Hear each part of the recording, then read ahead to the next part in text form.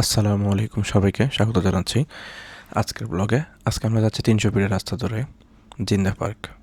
তো রাস্তার আশেপাশে সুন্দর মনোরম দৃশ্য দেখতে দেখতে 300 ফিটের রাস্তার যে সৌন্দর্য সেটা দেখতে দেখতে আমরা রওনা দিয়েছিলাম গাড়িতে করে। আমার সাথে আমার আরও ফ্রেন্ডস এবং ফ্যামিলি মেম্বার্সরা ছিল।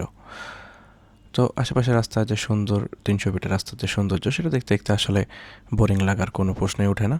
তো সেটা ধরে ধরে আমরা আসলে যাচ্ছিলাম সেই মনোমুগ্ধকর দৃশ্য দেখতে দেখতে।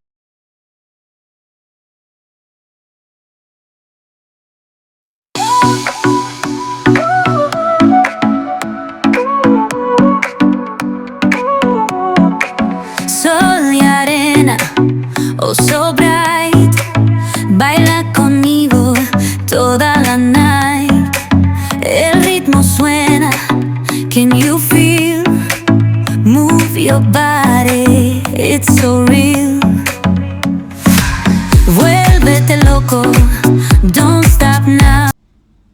তো অবশেষে আমরা চলে আসি জিন্দা পার্কে। জিন্দা পার্কে আসার পরে আসলে 150 টাকা এন্ট্রি ফি। 150 টাকা এন্ট্রি ফি দিয়েই সেখানে ঢোকার ব্যবস্থা আছে।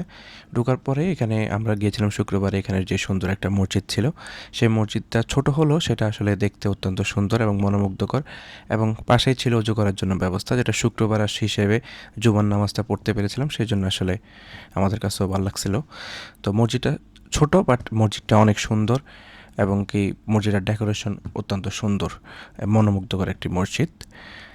আর মসজিদটার পাশেই আপনাদের মহিলাদের জন্য ব্যবস্থা আছে, সেখানে মহিলারাও নামাজ পড়তে পারবে। তো এটা হচ্ছে এই পাশেই হচ্ছে একটা পুকুর, এবং অনেক বড় একটা পুকুর। সেই পুকুরটা আসলে দেখতে সুন্দর, এবং কি পুকুরের পাড় দিয়ে হাঁটার ব্যবস্থা আছে।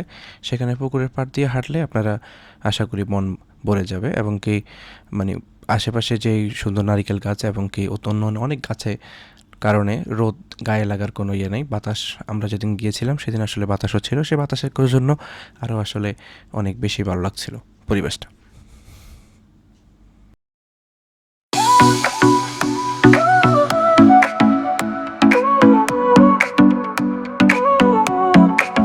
Sol y arena, oh so bright, baila conmigo toda la night. El ritmo suena, can you feel? এই যে জায়গাটা দেখতেছেন, এটা হচ্ছে এখানে সবাই দেখছিলাম যে সেলফি তুলতেছিল। তো সেলফি আমরাও এখানে আসলে কয়েকটা ছবি তুলি।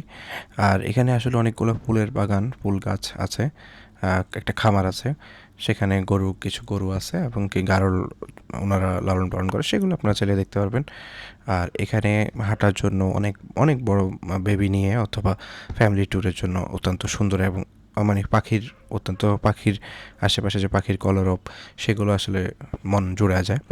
আর এখানে একটা টি হাউস করা হয়েছে, ওনারা টি হাউস করছে, টি হাউসে অনেকে উঠতেছিল, এবং এখানে ছবি তোলার জন্য ব্যবস্থা আছে। যদিও টি হাউসটা একটু সবার জন্য ওঠা কঠিন, তারপরও এটা ইউনিক একটা আইডিয়া ছিল।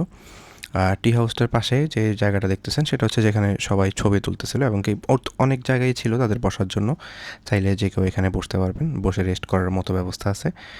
এটা হচ্ছে একটা প্লেগ্রাউন্ড, যেটা হচ্ছে ঢুকলেই হাতের বাম পাশে পাবেন, এবং প্লেগ্রাউন্ডটা অনেক বড়। বেবি নিয়ে গেলে অথবা যে অ্যাডাল্ট যদি কেউ যান, সেখানে তারা আসলে বল নিয়ে গেলে অথবা অন্য কোনো যদি খেলার জন্য আপনারা ইকুইপমেন্ট নিয়ে যান, সেগুলো নিয়ে খেলতে পারবেন।